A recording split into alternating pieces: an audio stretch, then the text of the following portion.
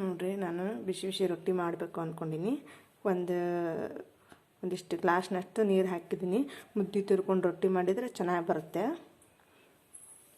ಎಷ್ಟು ಹಿಟ್ಟು ಹಿಡ್ಕೊಂಡೇನ್ರಿ ನೋಡಿರಿ, ಹಿಂಗೆ ಕುದಿಯಾಕತ್ತೈತಿ. ಇದ್ರಾಗ ಹಿಟ್ಟು ಹಾಕಿ ಮುದ್ದೆ ತಿರ್ತೀನಿ ರೀ.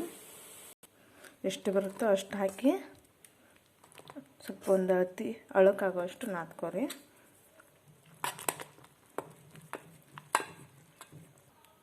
ನೋಡಿ, ಈ ಥರ ಆಯಿತು. ಇವಾಗ ಒಣ ಹಿಟ್ಟು ಹಾಕ್ಕೊಂಡು ನಾದ್ಕೋತೀನಿ ರೀ.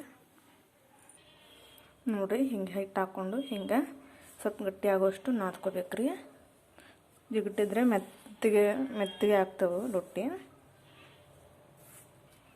ನೋಡಿ, ಈ ಥರ ಚರ ಚರ ಚರ ಚರ ನಾದ್ಬೇಕ್ರಿ.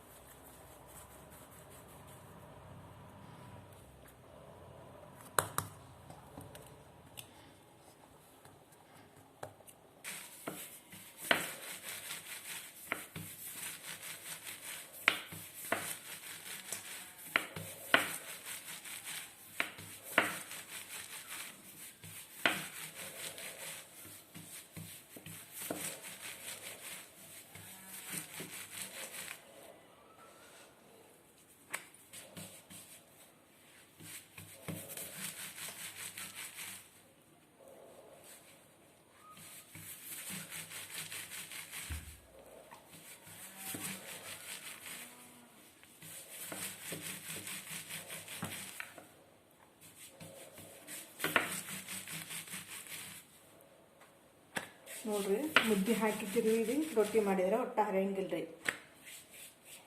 ರೊಟ್ಟಿ ಹೆಂಗೆ ಹಾಕಿಸ್ಬೋದು.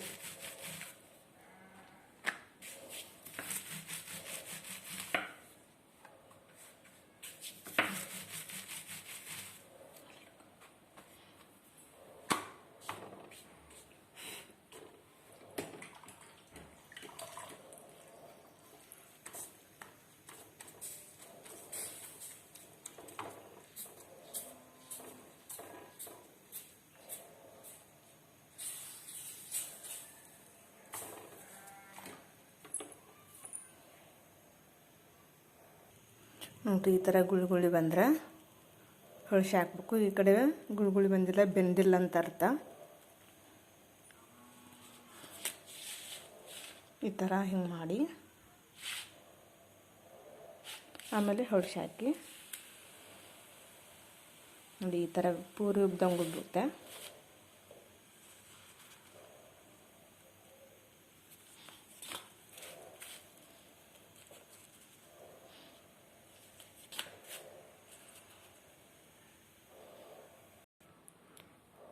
ನೋಡಿ, ಬಿಸಿ ರೊಟ್ಟಿ ಜೊತೆ ದಾಲ್ ಪಲ್ಯ